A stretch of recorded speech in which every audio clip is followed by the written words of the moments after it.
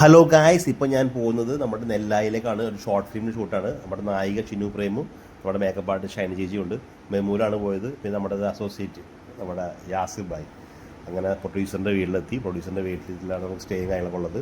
പ്രൊഡ്യൂസറും യാസിറും കൂടെ script work നോക്കണതാണ്. പിന്നെ day 1 first day വെളുപ്പിന് തന്നെ ഷൂട്ടിന് ഇറങ്ങാൻ പറഞ്ഞു. പ്രൊഡ്യൂസറും അസിസ്റ്റൻ്റ് ഡയറക്ടർ റെഡിയാണ്. നായിക അങ്ങനെ റെഡിയായിട്ട് ഇതേ വന്നുകൊണ്ടിരിക്കുകയാണ്.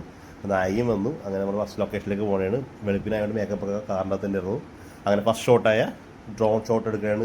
വിഷ്വൽസ് കാണിക്കാൻ പറ്റില്ല, കാരണം അത് ഔട്ടായി തന്നെ പ്രൊഡ്യൂസറും ഡയറക്ടറും എന്നെ കൊല്ലും.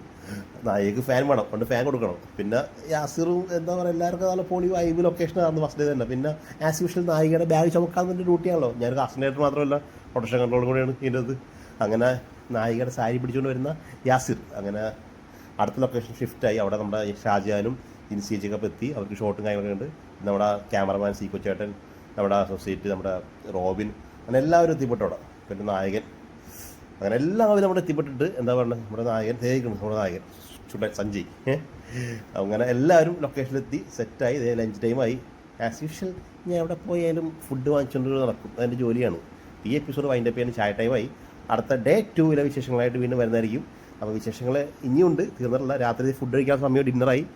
എനിക്ക് മാത്രം ഫുഡ് കിട്ടിയില്ല ഗായ്സ്. അവരൊക്കെ ഫുഡ് കഴിച്ചിട്ടുണ്ടോ? അവൾ നോക്കണുണ്ടോ? ഞാൻ നിൽക്കണുണ്ടോ? പാവം ഫുഡില്ലാണ്ട്.